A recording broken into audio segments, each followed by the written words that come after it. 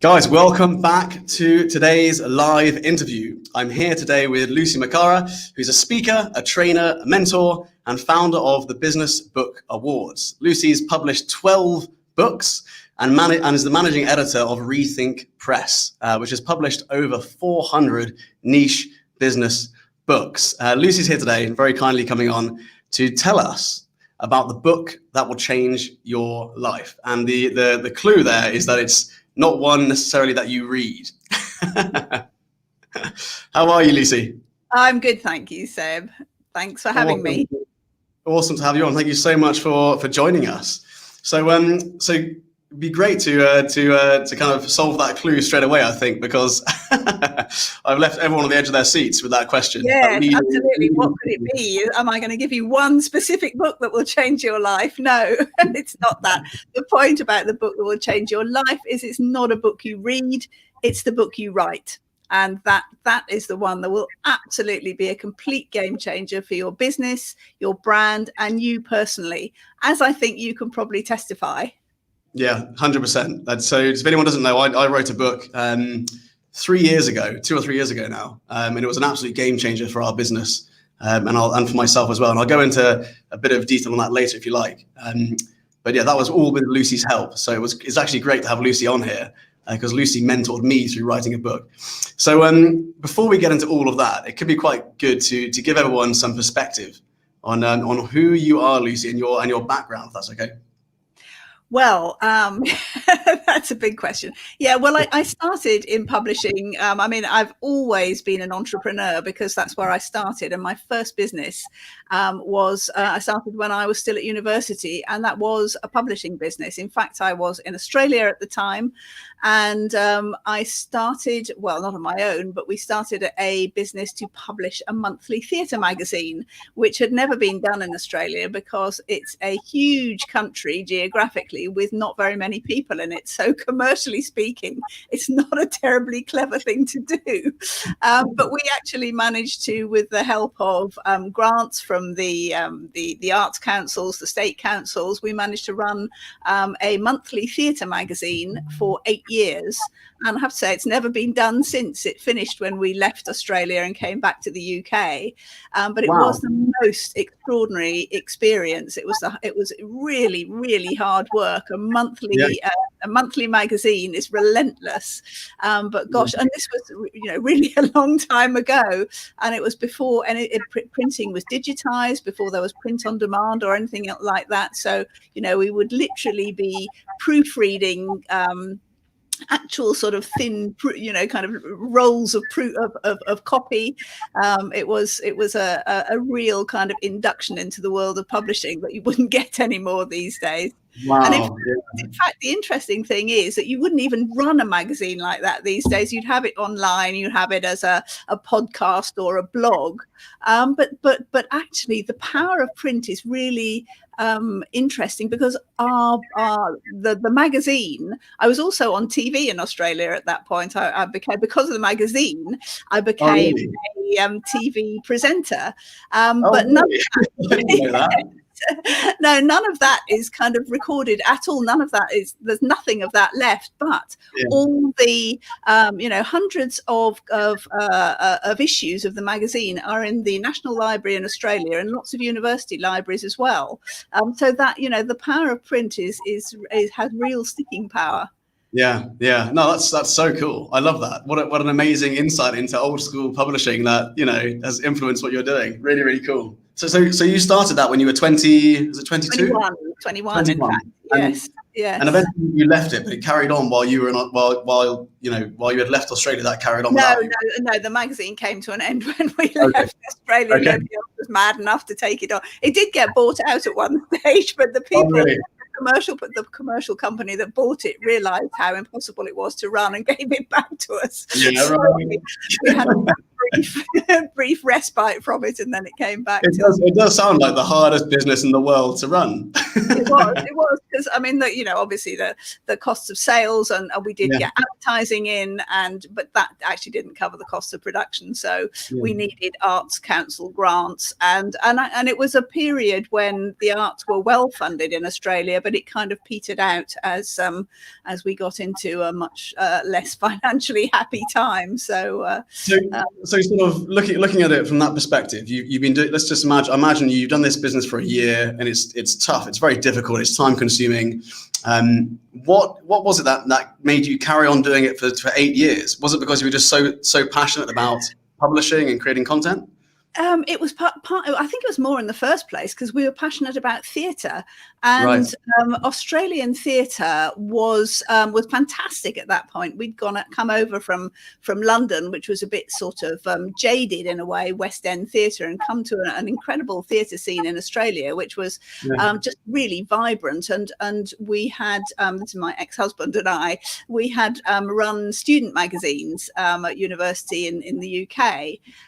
Theatre magazine. So we thought, oh, well, he was an academic. He was lecturing in theatre. I was at the university as one of his students. And we started this theatre magazine and publishing company together alongside his job and my degree. So it was kind of like workaholism gone mad, really. But it's just once you started something, you can't just give it up and say, oh, this is too difficult.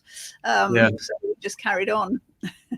Okay, so 8 years into this, you obviously learned a lot of lessons. You learned a lot about publishing, learned a lot about even more about theatre probably, and then after 8 years, what was the next step? The next step was actually TV and video. We came back to the UK and started a video production company.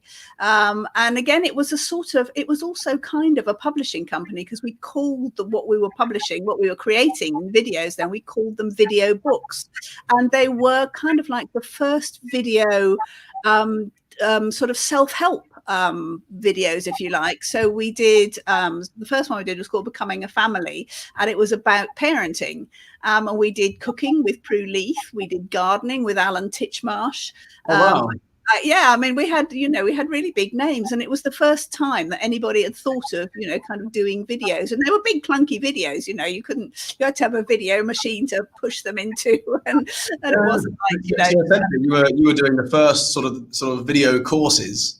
Yeah. Well, yeah, exactly. And no one else was doing this at the time. No, not at all. And the really big game changer was we did it was one video in the first place, but it became a series, and it was called The Lover's Guide, and it was an explicit sex and relationships video, which had never been done before.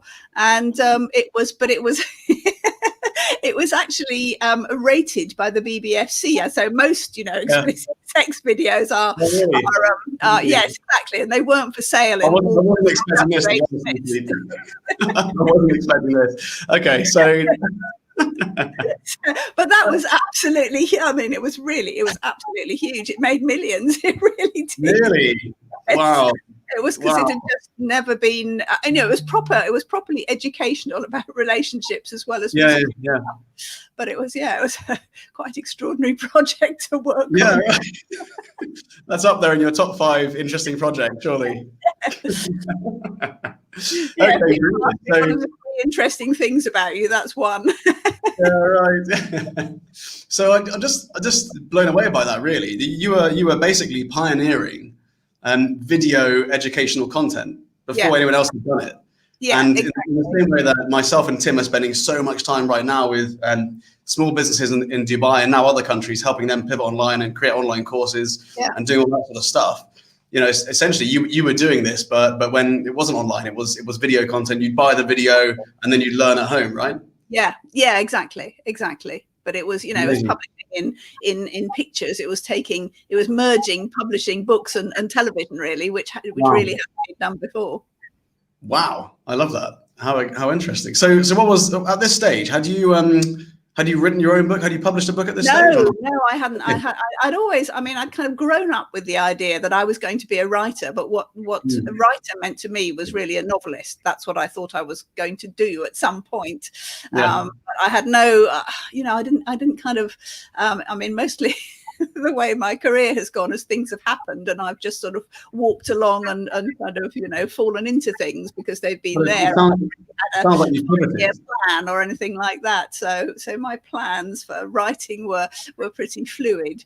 But what happened after the television bit was that I became a work-life balance expert, again by a series of sort of odd kind of things, and I was doing a lot of research. It was a new idea at the time. I mean, it's that long ago, but it was, you know, what didn't even have a fixed name at the time. It was called family friendly. It was called weird things like sort of kind of, I can't remember what even they were, kind of time, kind of management, or anyway.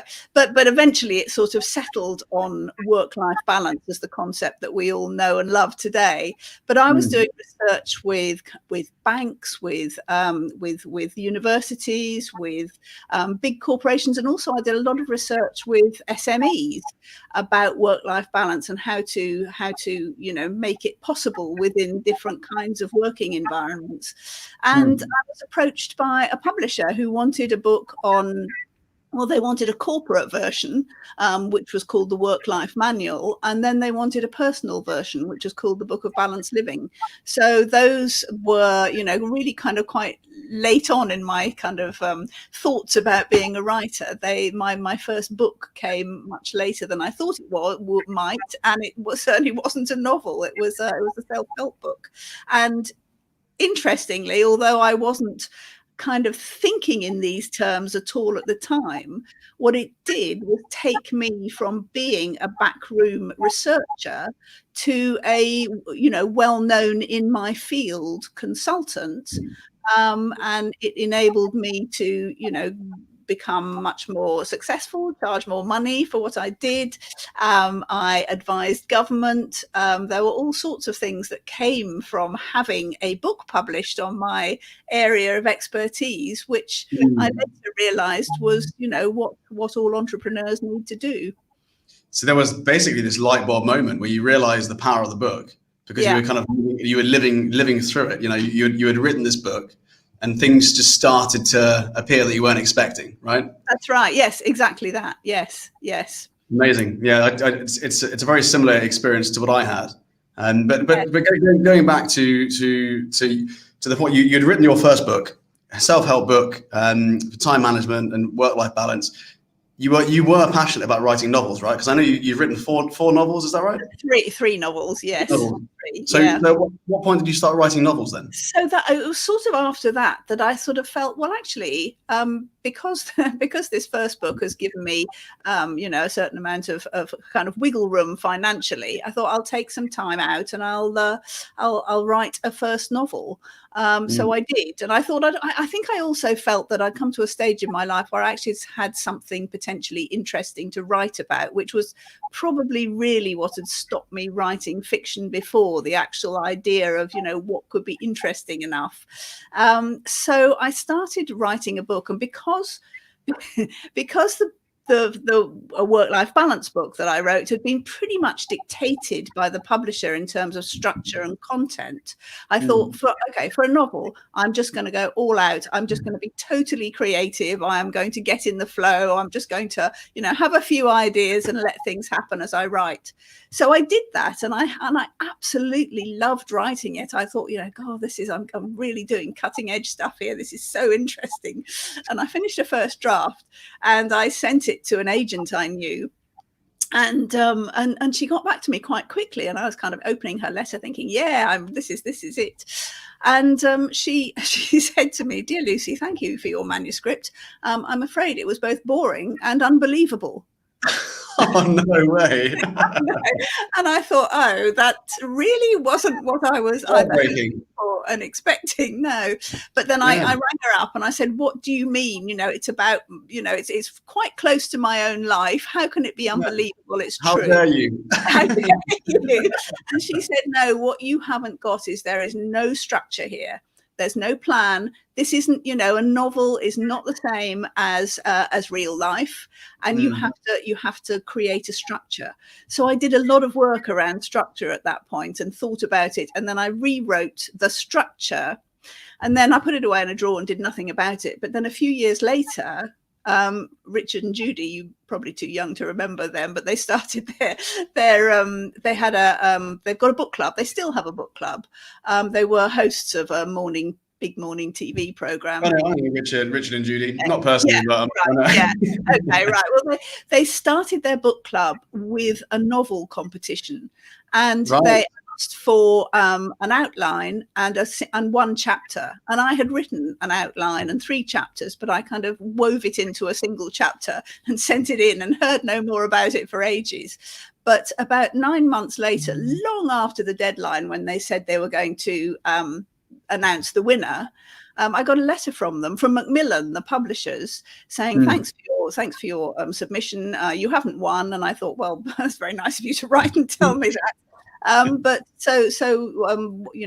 but I read on, and we had 47,000 entries, and yours was one of 10 that we actually rather liked as well as. Would you? Can we see the whole thing? And of course, there was no whole thing. I had to call them up and say, would you be interested in if I actually did write the rest? And what's the deadline? Yeah. Anyway, to cut a long story short, I did write it. They did like it, and they published it. And so I had a first novel published by Macmillan, which was very nice. But unfortunately, it was not a J.K. Rowling moment.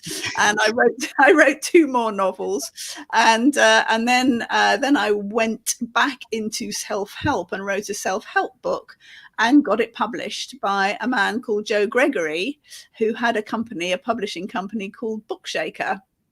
I later realized, sort of in the process of publishing, that Joe lived like sort of half an hour's drive from me, which I didn't even know. And we met at a networking event. And then I went to, I became his commissioning editor at Bookshaker. And then together we started Rethink Press. So in a funny kind of way, all the books and things tied together, and created, What an amazing startup story! I love that. Really, really cool.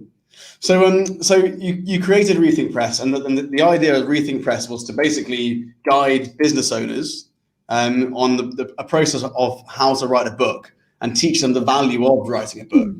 So before we go into the kind of process of writing a book, could we touch base on why writing your own book is so powerful? And then what I'd like to do after that is talk about how accessible and easy it actually can be if you follow the right structure. So why is writing a book, your own book, so powerful?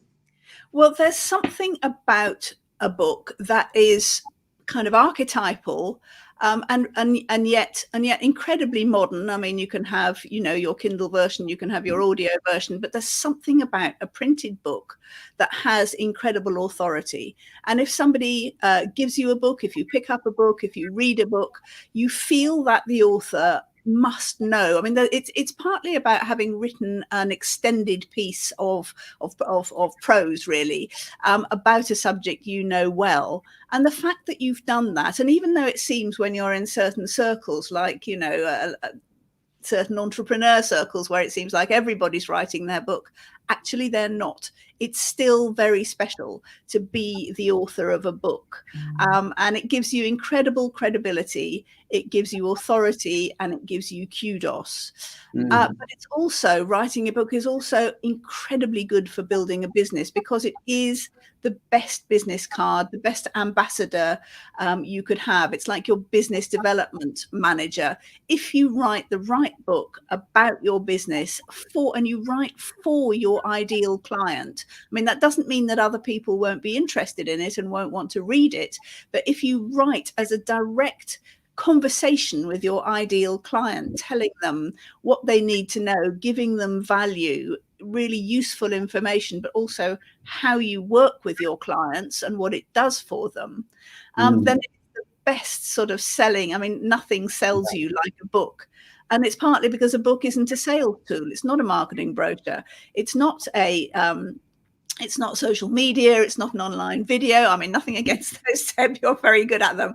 But a book it goes out and just gives value. It has its own price tag, so it can't be salesy like a marketing brochure, but it makes people feel very, it makes people really believe in you and what you have to say. And it gives them, a lot of people will read your book and think, that's really, really useful. I'll go away and put that into practice myself. But your ideal client will go away and read the book and think, I need to work with this person. They clearly know what they're talking about. They can give me exactly what I need for my business to move on. I need to be in touch with them. So that's what a book does. And it also is a real entree into, if you're looking for instance, speaking gigs or media appearances, or to feature on people's podcasts or blogs, or be interviewed, have articles written about you. The book is the way into that. It makes people think that you are, and shows them that you are an interesting person with something to say. So I think you've summarized everything that I was thinking so well. But it just carries so much weight, doesn't it, when you do hand someone a book, and even for your profile, if you're looking, as everyone should as a business owner, looking to build your personal brand, I think having a book just adds such a huge layer of credibility and authority, exactly as you were saying. Could you tell us a few success stories from people that you've mentored who weren't expecting to write a book, but they wrote a book, and then the book's gone on to do amazing things for them? Yes, absolutely. Well, I'm not sure if I should name names, but I mean, people attach actual figures to the to the amount that their book brings to their business. So, I know authors who can say to me absolutely without qualification that this client read my book, came back, and we did £10,000 worth of business, or indeed £100,000 worth of business. Really? One of our top-selling authors says his book has literally brought in millions of pounds worth of business over the last five or so years. And it's just, it's just, I mean, there are people. I mean, the other thing that a book does is something that I call book magic, because you can't predict what it is. But I think practically every author at some point comes back to me and says, and the conversation always goes something like, you'll never guess what's happened. And then they tell me something, and then they say it was all because of the book. So, for instance, I know someone who absolutely loves Michael Gerber's books, sent him a copy of their book and got an personal email back from him saying, thanks for the book, I really enjoyed it. So that, that was a huge thing, not necessarily a financial, kind of reward, but, something that was really important. Another author who works on a sort of a kind of government level, came back to us after 3 months and said, help, my book's been out for 3 months and my business has doubled and I don't know what to do. I can't cope. What shall I do? So it's an author problem. Yeah, exactly. Kind of first world problem there. Other people get on to committees. Certainly, another author was given a wonderful overseas speaking gig, all expenses paid, on the basis of her book. So, I mean, yes, there are kind of endless success stories, really, and there is always, there are the ones that I've outlined that always happen. Yeah. You have to leverage it, you have to work at it, you have to actually send your book out to people and give copies away. But then, and that, all those things will happen. But then there's always something unexpected that also happens. And that might be like 2 weeks after your book's out, or 2 years after your book's out, but something strangely magical will happen when you publish your book. Yeah, I can definitely relate to a lot of the things you're saying. I mean, so just to put this in perspective, I did the KPI program with Daniel Priestley and Dent, and obviously Lucy plays a big role of that, doing one of the P's, which is publish. And I went into it not expecting to write a book at all. I wasn't anticipating writing a book at all. We had just had our daughter, who was just born, and so I felt like I had less time than everyone, but I was quite good at outsourcing. So I tried to make time. And I wrote the book in 3 weeks, just by waking up every morning, sort of 5 a.m. and using the process that Lucy taught me, and which long story short was to split it up into very, very small chunks. And then I approached it as if I was writing a blog each day. And by doing that, you wouldn't believe how quickly you can write a book. But could you give us a bit more information or a bit of an insight into your process? Because I know it's a process that's helped over 400 business owners, create their book when they weren't really necessarily expecting to write a book. A lot of them would have said, "There's no way I can write a book." They followed your process, and they're writing books. They're writing bestsellers. They're getting huge opportunities because of it. Could you guide us through that a bit? Yes, absolutely. Well, I think going back to my first novel, since then I've always been really, really clear that the most important thing to do before you start writing is to have a very detailed structure, so you know exactly what you are going to be writing at every stage through the book. So as you say, if you write a small amount a day, that is what you have to guide you through a really detailed contents page, not like the contents page you'll find in the front of a book, which lists, the chapters, but every single element that's going to be in your book. So all the subheadings within your chapters, case studies, your own anecdotes, pieces of research that you might have done, or that you might have other people's work you might have been influenced by that you think your reader should know about. All those sorts of things need to be specified. But even before that, you need to position your book and get the right get the right book for the right business, for your business right now. And that's all about what I now call the 3 Ps of position. So it's the person you're writing for, and that's your ideal client, their problem, their pain, and what they will be looking for help, either from you as an author, or in whatever else you do, what you do outside the book, and also your big promise. So once you've got those 3 things sorted out, and then you can be really clear, because I think a lot of entrepreneurs think, well, I could put all this into writing a book, and maybe it's not the right book, maybe it won't resonate, maybe no one will be interested. It doesn't have to be a bestseller in the sense of selling loads of books. It has to be a bestseller in terms of selling the best ideas and value to your ideal clients as readers. So you have to get that sorted out first, that bit. And then it's really not so hard to structure the book.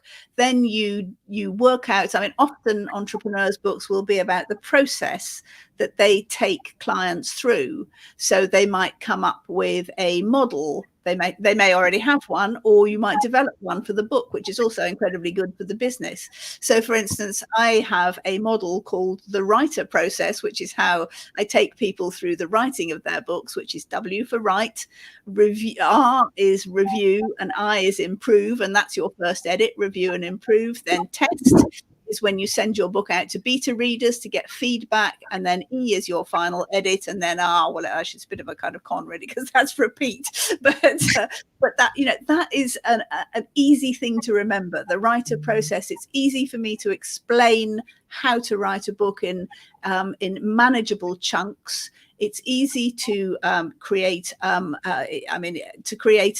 graphic for, a visual for, so it becomes my intellectual property as the author. Nobody else can technically use the writer process.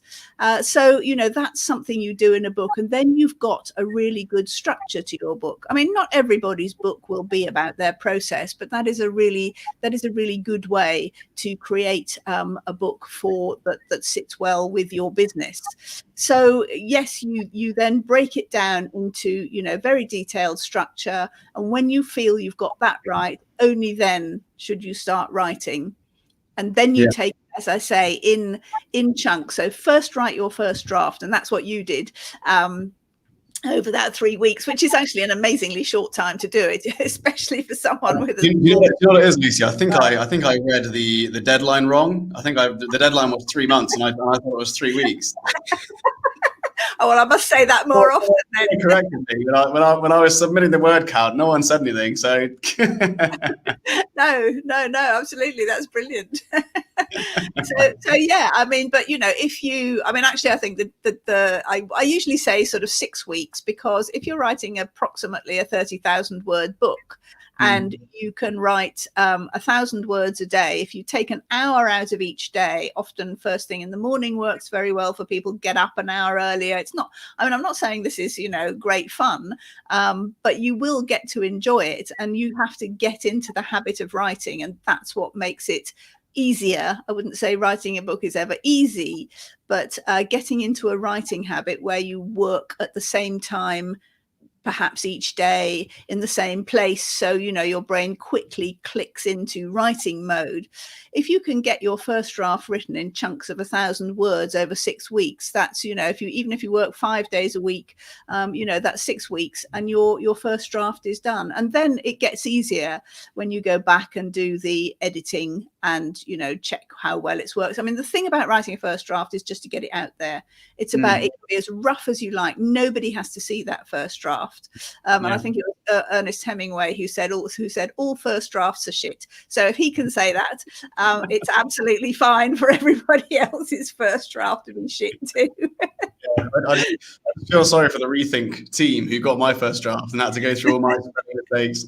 but yeah, I mean, it is just a case of getting out there, isn't it? Being prolific, and just because there's almost like an element of imposter syndrome, or I'm not a writer, I can't write a book, or it doesn't make sense, and you're looking at a book which is 30,000 words. It's so hard to quickly reflect and be okay with the whole thing.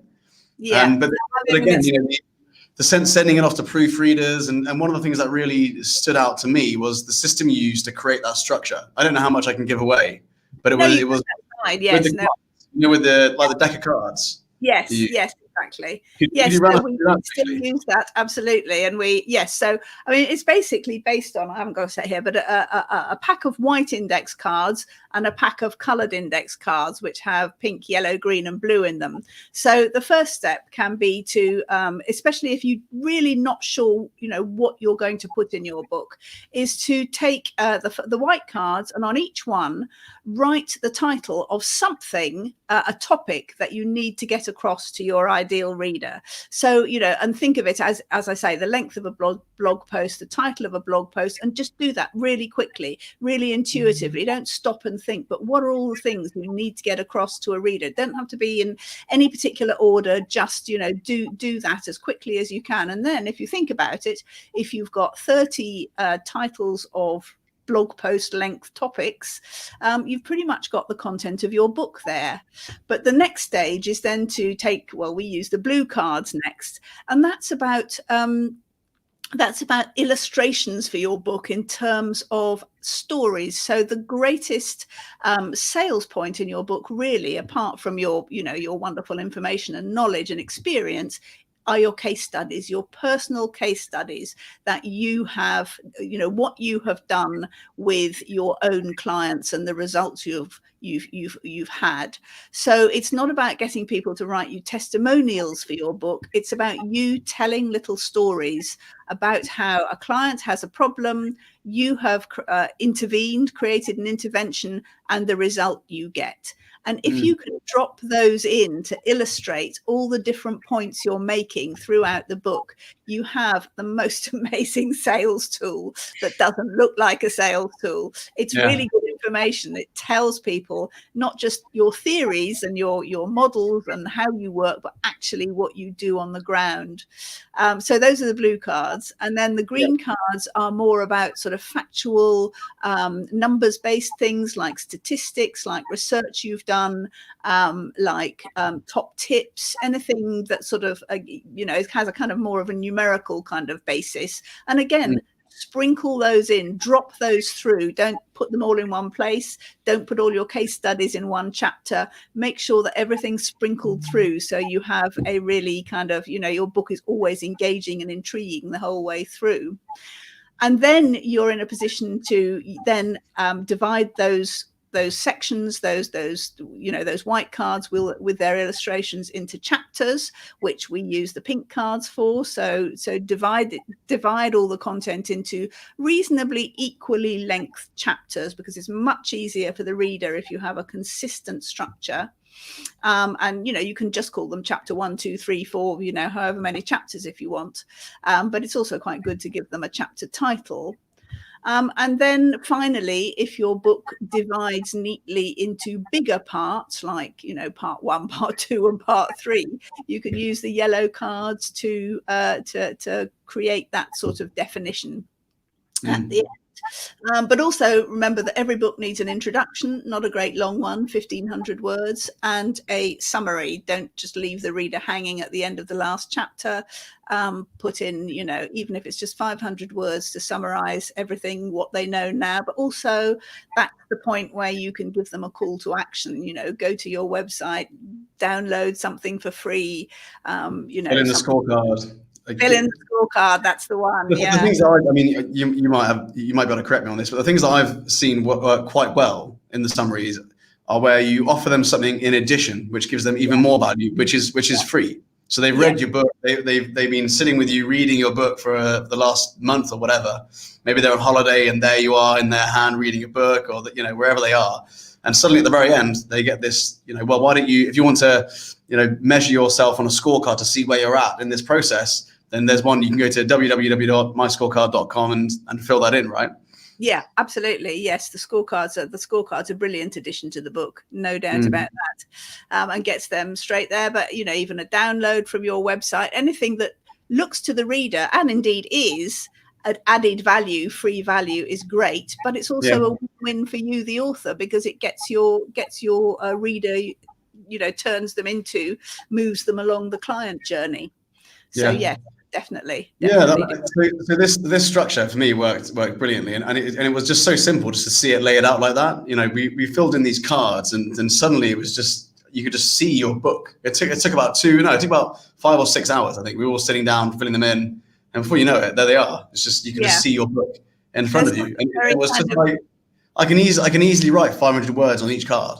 Yeah, you can write a blog in a morning easily. So if I can easily write 500 words for each card, I can easily write a book, and suddenly there it is. And that's the one I wrote. There it is. You might recognize that cover. I do. Yeah, it's a great cover. Yeah, great cover. But there he is, that guy on the back.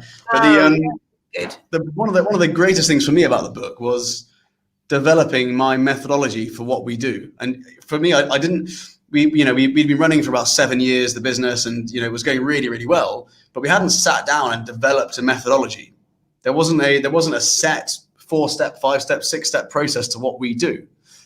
So what we did is, what I did is through that whole process that you guided us on, was to really dig into that and extract that IP from what we were already doing. And we did that with the 4-step warrior method, which is community, inspire, challenge, lead, and it followed the system really, really easily. And out came this book. And what was really cool is, we've used that book as a real culture asset, more than anything, and also as part of the onboarding. So every single member of staff who joins us, they have to read the book. And there's actually a quiz as part of our enrollment for new members of the team. There's a quiz. They have to know the book inside out. And so if a customer wants to speak to them, they know our philosophy, they know our methodology, they know our history, they know our case studies. They can come up with case studies. They can come up with quotes, statistics, and all these different things. And that really changed the dynamic of our culture within the organization quite a bit.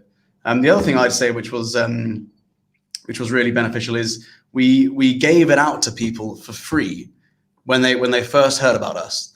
So people would come for their meeting with us, initial consultation, and they'd walk away with this pretty heavy business card. And I use these. I did a video recently about how I think business cards are a waste of time, and it's you can get a lot more done by doing video content online.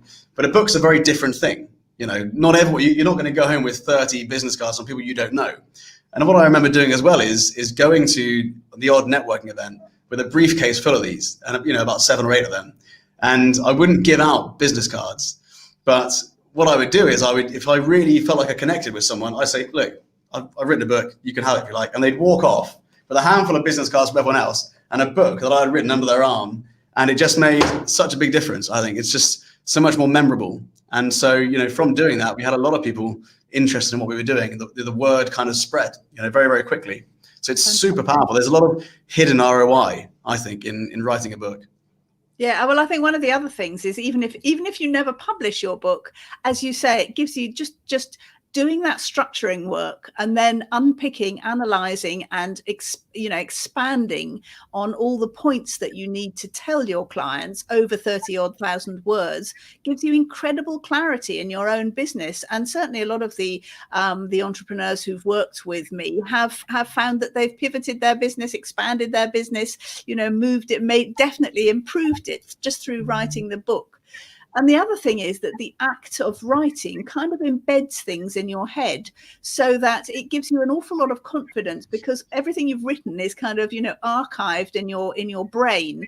And so if you're giving a talk, if you're being asked questions, you know, it's all there. The answers come easily. You know what you're talking about in a much more clear and confident way than before you've written your book. It really helps you give better talks, better keynotes, better workshops. All that sort of archive is there in the book, and you can just extract it and repurpose it for different media too. So while I think obviously if you've written a good book, you should definitely get it published, even the act of writing the book is you know, a benefit to you as a business owner. Yeah, definitely. I totally agree with that. You know, when you're writing a 30,000 word book, you don't shoot for 30,000, you shoot for 40,000, and then you sort of wind it back and you cut it back and you just make it lean and perfect, right? Well, it's perfect as you think. Exactly. But in that process of doing that, you have to really dig into your thoughts about everything within that subject. And you know, I was forced to do so much research to back up what I was saying. And just like you said, I think one of the biggest kind of strengths we've got in our business in the McCarraher Academy is that clarity on on what we do and how we do it. You know, that kind of the way we articulate what we do is very, very clear, and people resonate with it. And it's because of the book. It's because we've spent that time digging into why we do what we do, the impact that makes, and the facts to back it up. So yeah, for me, it added a lot of clarity. One of the things that I would ask is what would you say to people who are interested in writing a book, but they don't know whether to self-publish or to try and find a traditional route or to do a Kickstarter? You guys do a hybrid version of self-publishing and traditional publishing, don't you? Could you explain that a little bit? Yes, well, I think it's now kind of certainly in the UK, what we do is known as hybrid publishing, and we sit in the middle. At one end is traditional publishing, by which I mean publishers that you'll probably have heard of, like, you know, Penguin or Wiley or Bloomsbury or whatever. And their business model is to invest in your book, you as the author. They pay to get the book created, edited, designed, published, all that, and marketed. And then their only way of making money, getting their return on their investment in your book, is for you to sell lots of copies at retail. So they are only interested, therefore, in authors who have a big following or who are already famous or have already written books or are writing about a really broad subject that is going to be very attractive to a lot of people. So for a lot of entrepreneurs, we have a very niche market, and it's not going to attract a traditional publisher to invest in the book. So the other option that you can then go for is self-publishing, where in effect the author becomes a micro publisher. If you haven't done this before, it may seem like an ideal way to go, but actually publishing is much more complicated than it seems. So for a start, self-publishing is a bit of a misnomer, because you cannot do this on your own. I mean, I really do not try and publish a book without professionals. You must have a professional edit. You must have a professional cover designer. And by that, I don't mean a graphic designer who might turn their hand to a bit of, book covers. Really, you need a professional book cover designer, because there is a real art and science to creating good book covers. And then you also really need a good typesetter designer for the interior of your book, setting your book in as a Word document. It kind of 10 years ago when self-publishing started, it was kind of okay to do that, but it really isn't anymore. And you need to have a professional looking book as well as, with good content. So you've got to find all these people. You've got to project manage them, which is not as easy as it sounds. Very time consuming if you don't do it as your actual job. And you don't know what you don't know. That's the problem with self-publishing. And it's much more complicated at the other end. Uploading to Amazon might seem easy enough, and converting your book to Kindle and all that sort of thing, but there's much more to it than that. And so what we do is we come from a traditional publishing background. So we do everything that a traditional publisher does in terms of the professionalism of getting the book edited and designed and all that. We also project manage it. And that's often something that entrepreneurs, you do what you do because you are good at what you do and you make money at what you do. So why spend your time learning a new skill that is not going to be useful to you, but will actually take a huge amount of time while you learn it? Yeah. So, just to jump in there, it's exactly my train of thought as well. I've seen people who have gone down the self-publishing route, and there are so many things that are missed, or it's hard to find, or they spend a huge amount of time, correcting mistakes, or going over the same thing again and again. Having that level of support and outsourcing the majority of it, it does speed everything up. And if you're able to speed up the whole process and really just ensure you get it done, then it's so much more worthwhile, getting a team on board, isn't it? Yeah, obviously I would say so because that's what I do. But that's why we started the company, because entrepreneurs need to, it's like having a website. When you're in startup mode and you have no budget, you might do your own WordPress site and it kind of does the job. It's not wonderful, but it gets you out there. But when you are, when you're successful and you're turning over a decent amount, then you pay a professional website creator and designer to do that work and provide you with something that reflects your professionalism in what you do in terms of the website. And a book is the same. So, the hybrid model is what a traditional publisher does in terms of input, but the author pays for that upfront. They pay for the production of their book, but then you're in control of it. We work very closely with authors so that we don't create Rethink Press books. You couldn't kind of say, oh, that's a Rethink Press book necessarily, but it's because we work with the author's brand to get them their book. It doesn't look like a marketing brochure, but it does fit very nicely with, their brand, their colors, their fonts, whatever, where they want the book positioned. And so, they are in charge because you're paying for it. You're in charge of the process. We want to give you the book that you want and you need. And then also you're under no pressure, as you would be from a traditional publisher, to sell lots of retail copies of your book, because really for an entrepreneur it's a complete waste of time to think, oh, I need to be a bestseller and sell thousands of copies on Amazon or wherever, because that will net you kind of like £1 or £2 per copy, while if you give away one book to the right client, you will get £10,000 or more. So this is the other thing. I remember having a chat with Daniel Priestley about this, and I was like, this is a few years ago, and he was like, look, if you're spending what you're spending on Facebook ads, why don't you spend £5,000 on books? It'll get you. That would get you what, sort of almost 1,000 books, right? Yeah, and probably more on that level. Yeah, maybe 2,000 books. Yeah. If you gave 2,000 books away to your ideal target market, and let's just say 10% read the book, right? 200 people read the book. They spent 5 or 6 hours getting to know you, building that familiarity, learning about what you do, who you are, and the impact you make for your clients. And from those, just 10% sign up to what your program is. You're going to be making back way more than you would, and have that bond with them more so than a typical advert, aren't you? So for me, and the other thing I really love about books is I've had the privilege of sticking this book on some fairly influential coffee tables and across Dubai, and it's one of those things that If you give someone a leaflet or a card or a brochure, whatever, it can go in the bin. A book rarely gets thrown away. It gets given to, if you write a book and it's sitting in the cupboard next to the dining room table, and they've all got their friends around. This is how I kind of picture it, right? People have got their friends around for a meal, and the subject of what I talk about comes up. They'll say, "Do you know what? I know someone who's written a book about that. Here, you can have the book." And it's almost like the cycle continues. So it's not just one person who gets it, it's lots of different people, right?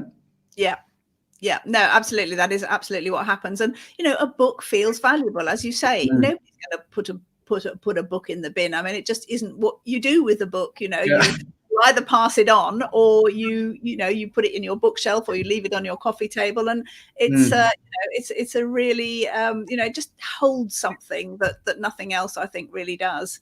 So yeah, absolutely. Amazing. And guys, if you've got any more questions, fire them in. I'll just quickly scroll up to see if we've got any more. It's really about getting it down on paper, isn't it? Yes, I think it is. And having the right process to do it. And what's the most impactful book you've read? That's sort of the title, isn't it? The one that makes the biggest impact is the one that you write. Yeah, absolutely. Yes. That's a good question. What is the book that's had the biggest impact on your life, Lucy? Oh gosh, I hate that question. There are so many. I find it really. It's not the Warrior Method, is it? Oh yes, that book. That okay, one, yes. Okay. Actually, if I'm really honest, probably the book that has had the most impact on me is Germaine Greer's The Female Eunuch. So it started me off in feminism a long, long time ago. Oh really? Okay. Awesome. Let's have a look here. Any tips for starting your own book? It's amazing you've written so much already. I guess it gets easier after the first one. Would you agree with that?